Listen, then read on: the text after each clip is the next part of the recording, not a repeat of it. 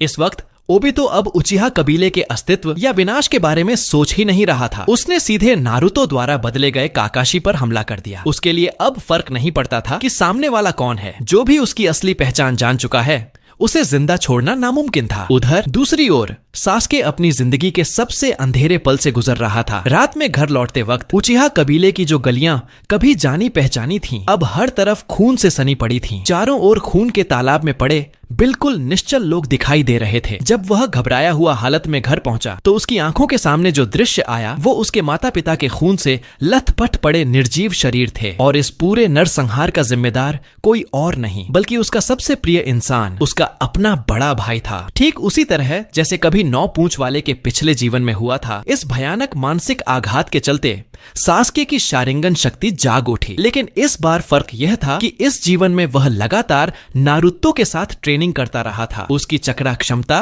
पहले से कहीं ज्यादा बढ़ चुकी थी और इसी वजह से आंख खुलते ही दोटो मोए वाला शारिंगन सक्रिय हो गया। मूल कहानी में इस सदमे के बाद वह वहीं बेहोश होकर गिर पड़ा था। लेकिन इस बार ताकत बढ़ जाने के कारण जो बेहोशी के कगार पर था, वह गुस्से और दर्द के झटके से फिर खड़ा हो गया। उसने कुनाई निकाली और सीधे अपने भाई पर हमला कर दिया। लेकिन हमला बड़ी आसानी से रोक दिया गया। उसने सास्के की कलाई कसकर पकड़ ली। उसके मन में हल्की सी हैरानी उठी। उसे उम्मीद नहीं थी कि उसका यह बेवकूफ सा छोटा भाई इतनी जिद और जज्बे के साथ खड़ा रहेगा। इसी हैरानी के पल में अचानक एक परफेक्ट रासेंगन उसकी ओर आता हुआ दिखाई दिया। हालात की गंभीरता को समझते हुए उसने तुरंत पकड़ ढीली की और उस अचानक आए हमले से बचने के लिए पीछे हट गया। जमीन पर गिरा सास्के बड़ी मुश्किल से सिर उठाकर देख पाया कि उसके सामने कौन खड़ा है। कमजोर सी आवाज में उसने बस इतना कहा, नारुतो, और उसी पल वह पूरी तरह बेहोश हो गया। हाँ, वहां आया हुआ शख्स कोई और नहीं बल्कि मिनातो द्वारा नियंत्रित नारुतो था। जब उसने साफ देखा कि सामने नारुतो है तो उसकी भौहें सिकुड़ गईं। उसे समझ नहीं आ रहा था कि वह यहाँ कैसे पहुंचा। और उससे भी ज्यादा चौंकाने वाली बात ये थी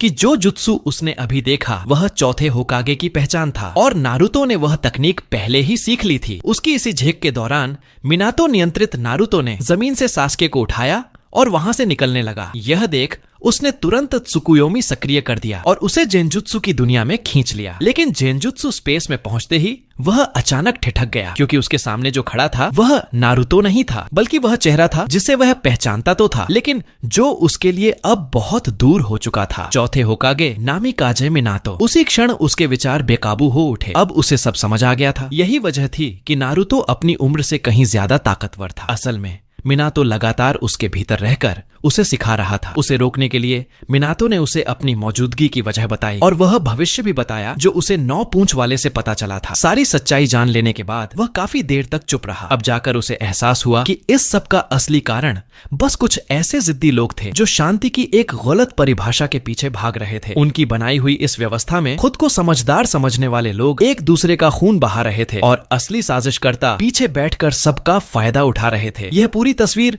बेहद विडंबनापूर्ण थी। लेकिन हालात अब यहाँ तक पहुंच चुके थे कि वह खुद भी नहीं जानता था कि इस सब को कैसे खत्म किया जाए। इस पर मिनातो पहले से ही फैसला कर चुका था, उचिहा कबीले को कोनोहा से गायब करना। लेकिन गायब होने का मतलब मरना नहीं था। बिना किसी को पता चले जाना भी उसी तरह का गायब होना था। बातचीत के दौरान मिनातो को पता चला कि उचिहा कबीले के कुछ लोग अब भी जिंदा हैं। इसके बाद उसने फैसला किया कि इन सभी बचे हुए लोगों को फ्लाइंग थंडर गॉड के जरिए एक बेहद गुप्त जगह पर ट्रांसफर कर दिया जाए। इस तरह उचिहा कबीला चुपचाप और सुरक्षित तरीके से बचाया जा सकता था। फैसला होते ही उसने अनंत त्सुकुयोमी को मुक्त कर दिया। फिर दोनों के आपसी सहयोग से जो उचिहा सदस्य जिंदा बचे थे उन्हें एक एक करके मिनातो ने फ्लाइंग थंडर गॉड से गांव से बाहर भेज दिया। जहां तक सास्के का सवाल था, उसने जानबूझकर उसे कोनोहा में ही रहने देने का फैसला किया। उसे नारुतो के पास रखना उसके भविष्य और ग्रोथ के लिए ज्यादा बेहतर था। कुरामा और मिनातो की साझा कोशिशों से उचिहा कबीले का पूरी तरह सफाया होने से बचाव हो गया। मिनातो की मदद से बचे हुए लोग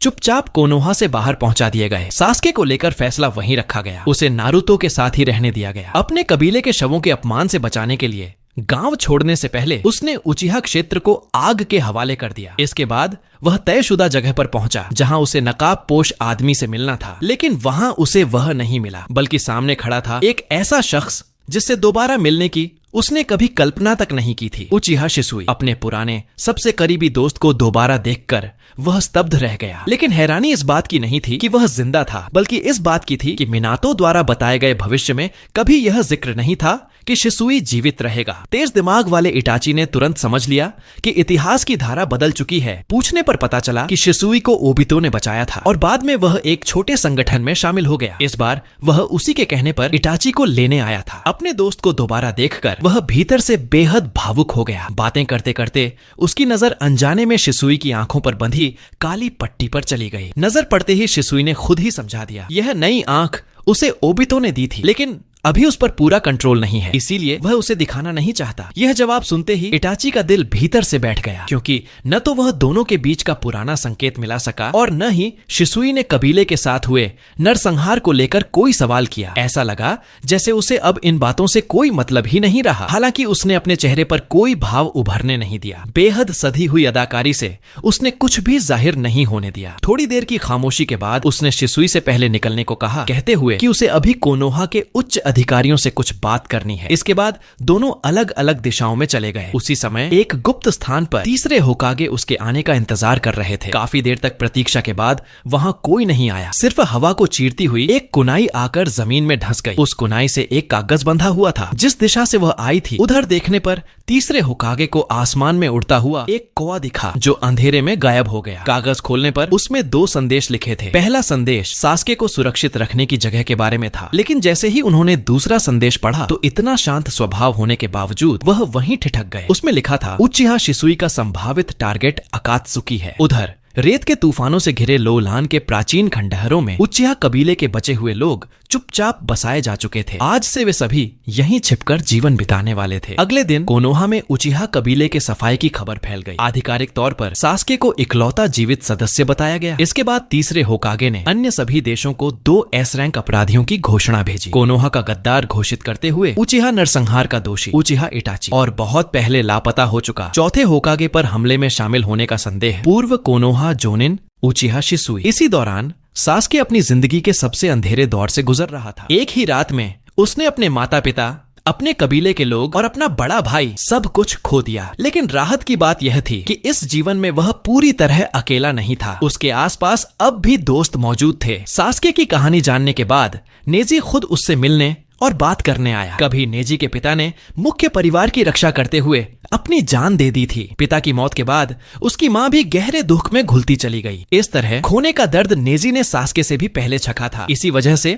वह उसके दर्द को अच्छी तरह समझ सकता था। लेकिन तुलना करने पर नेजी को लगता था कि सास्के उससे ज्यादा किस्मत वाला है। कम से कम उसे यह पता था कि उसका दुश्मन कौन है। उसके पास बदला लेने का एक साफ लक्ष्य मौजूद था। जबकि शाखा परिवार में जन्मा नेजी खुद किस्मत की बेड़ियों में जकड़ा हुआ था। बचपन में ही उसके माथे पर वह मुहर लगा दी गई थी जो उसे जीवन भर मुख्य परिवार से गद्दारी करने से रोकती थी। पूरी जिंदगी वह उसी मुख्य परिवार की रक्षा करने को मजबूर था जिसकी वजह से उसके माता पिता मारे गए थे। अपने हालात के मुकाबले सास्के के पास कम से कम बदले की संभावना तो थी, इसीलिए नेजी उसे किस्मत वाला कह रहा था। नेजी ने अपना यह राज सास्के को इसलिए बताया ताकि वह खुद को संभाल सके, दर्द को ताकत में बदले, खुद को मजबूत बनाए, चाहे बदला लेने के लिए चाहे किसी और मकसद के लिए। सबसे पहले अपने लिए एक लक्ष्य तय करे और इतना ताकतवर बने कि कम से कम नारुतो जैसे लोगों को भी हरा सके। नेजी के ये शब्द अंधेरे में डूबे सास्के के लिए एक हल्की सी रोशनी बन गए। डूबते सूरज की ओर देखते हुए मानो उसने मन ही मन कोई बड़ा फैसला कर लिया हो। उधर सास्के और नेजी की तुलना में पुनर्जन्म लेकर लौटा कुरामा एक अलग ही स्तर पर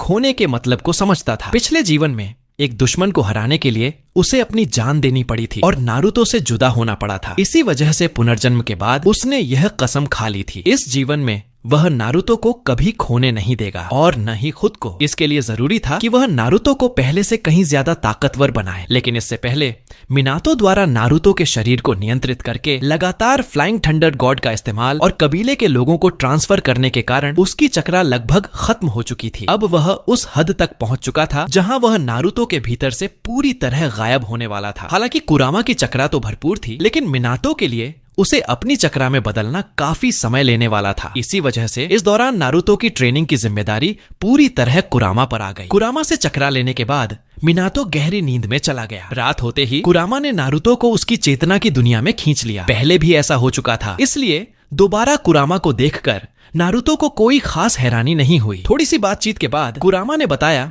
कि आने वाले कुछ समय तक वह उसे एक खास तरह की ऊर्जा का इस्तेमाल सिखाने वाला है। अगर यह साधना पूरी हो गई तो उसकी ताकत कई गुना बढ़ जाएगी। लेकिन इस ऊर्जा को साधने के लिए बेहद सूक्ष्म नियंत्रण और मजबूत इच्छा शक्ति चाहिए। इसे सपनों जैसी अधूरी और धुंधली ट्रेनिंग से सीखा ही नहीं जा सकता। मतलब साफ था, नारुतो को अपने सामान्य प्रशिक्षण समय में ही इस मानसिक दुनिया में आकर सीखना होगा। यह साधना शरीर और दिमाग दोनों से भारी ऊर्जा खपत करती है। शुरुआती दौर में हर ट्रेनिंग के बाद उसे खाना और सोना दोनों की जरूरत पड़ेगी। इसीलिए कुरामा ने सलाह दी कि बेहतर होगा कोई ऐसा हो जो उसकी देखभाल कर सके, वरना ट्रेनिंग खत्म होने के बाद शायद वह हिलने डुलने की हालत में भी न रहे। अब सवाल था, देखभाल कौन करेगा? काफी सोचने के बाद नारुतो को लगा कि हिनाता से बेहतर कोई नहीं। कुरामा के पुनर्जन्म के बाद आखिरकार वह नारुतो को सेनजुत्सु सिखाने वाला था। लेकिन यह म्योबोकु पर्वत की सेनजुत्सु नहीं थी, बल्कि कुरामा द्वारा खुद बनाई गई एक अलग तरह की सेनजुत्सु थी। क्योंकि इस साधना में नारुतो की ऊर्जा तेजी से खर्च होने वाली थी, इसलिए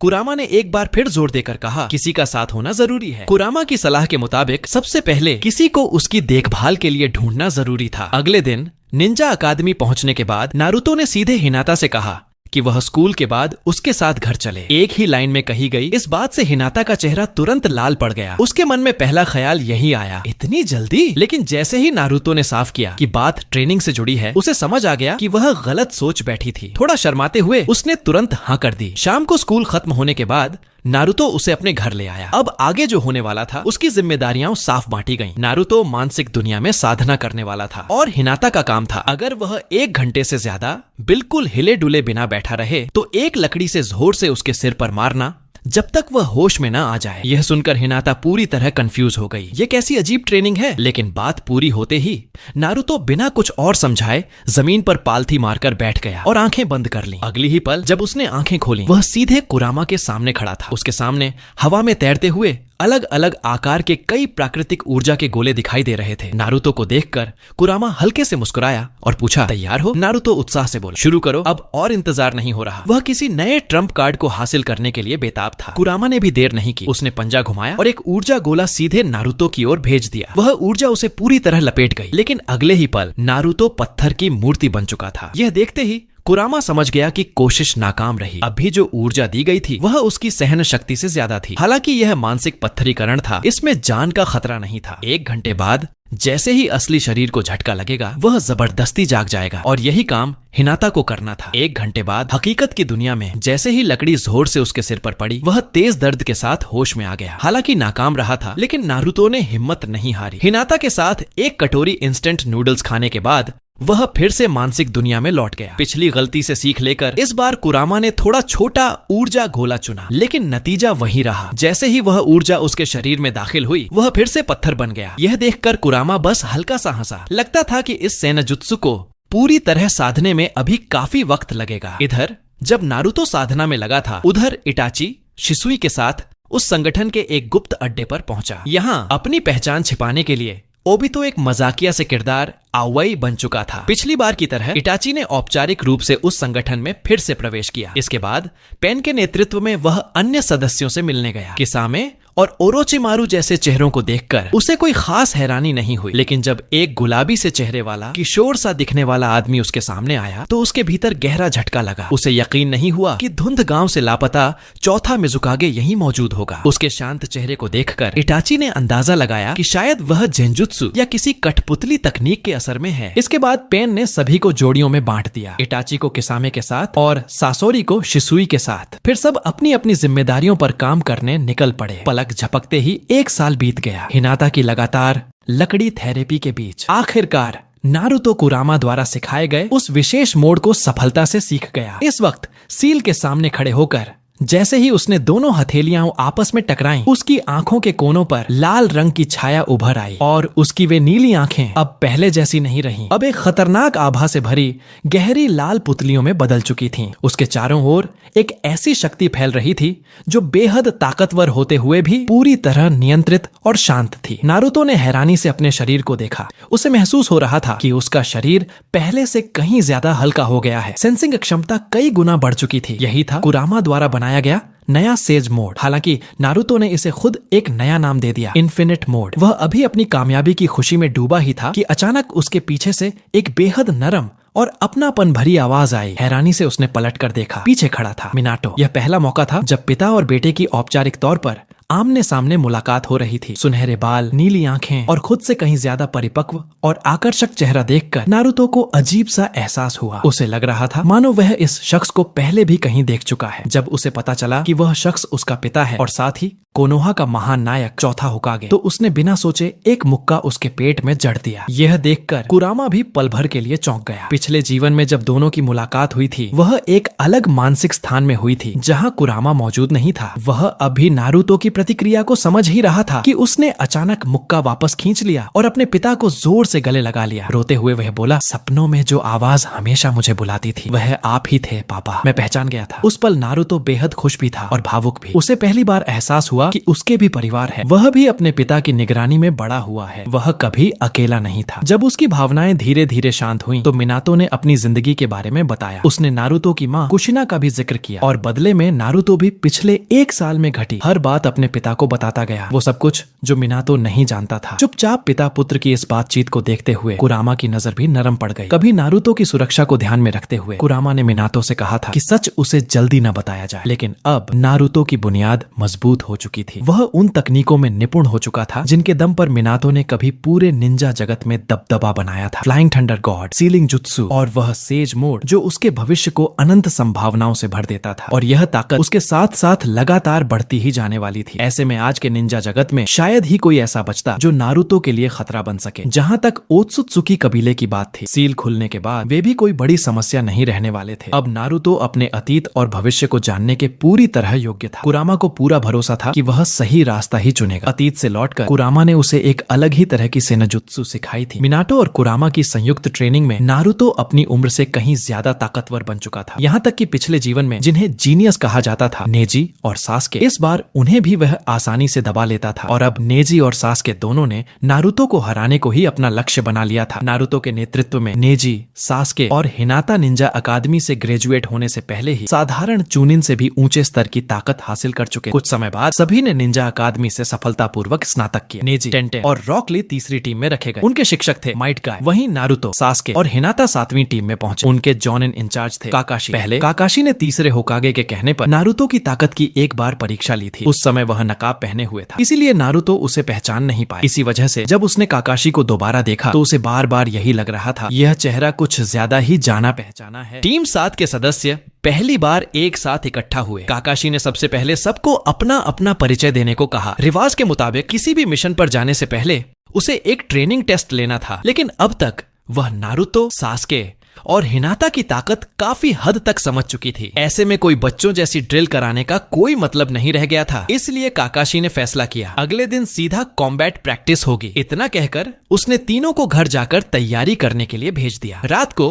काकाशी अलग से नारुतो से मिलने पहुंची। अब उसकी ताकत सबके सामने साबित हो चुकी थी। काकाशी को लगा कि उसे परखने की अब कोई जरूरत नहीं है। लेकिन सास्के और हिनाता का मामला अलग था। वे दोनों काबिल थे, लेकिन एक बड़ी समस्या थी, वे जरूरत से ज्यादा नारुतो पर निर्भर थे। एक निंजा के लिए यह आदत बेहद खतरनाक होती है। आने वाले मिशनों में नारुतो हर वक्त उनके साथ नहीं रह सकता। इसी कमी को सुधारने के लिए काकाशी ने नारुतो से एक बात कही, उसे अगले दिन की ट्रेनिंग में जानबूझकर हारने का नाटक करना होगा। समय बीता और अगला दिन आ गया। ट्रेनिंग का समय सुबह तय था, लेकिन हमेशा की तरह लेट आने वाली काकाशी लगभग दोपहर के करीब मैदान में पहुंची। अब होने वाला था असली मुकाबला। नारुतो, सास्के और हिनाता तीनों को काकाशी के शैडो क्लोन से लड़ना था। यह पूरी तरह रियल कॉम्बैट था, कोई नियम नहीं। निंजुत्सु, जेंजुत्सु, ताइजुत्सु, यहाँ तक कि दवाइयां भी, सब कुछ इस्तेमाल किया जा सकता था। शर्त बस एक थी, अगर दोपहर 12 बजे तक तीनों हारते नहीं हैं या फिर क्लोन्स को हरा देते हैं तो वे पास माने जाएंगे, लेकिन हारने वालों को दोपहर का खाना नहीं मिलेगा। ये सुनते ही नारुतो का मूड खराब हो गया। उसे तो वैसे भी जानबूझकर हारना था, मतलब खाना पक्का गया, लेकिन वह कुछ दिखा नहीं सकती थी। बस मन ही मन काकाशी को कोसती रही। आखिर में काकाशी ने एक सख्त चेतावनी दी, अगर सच में जीतना है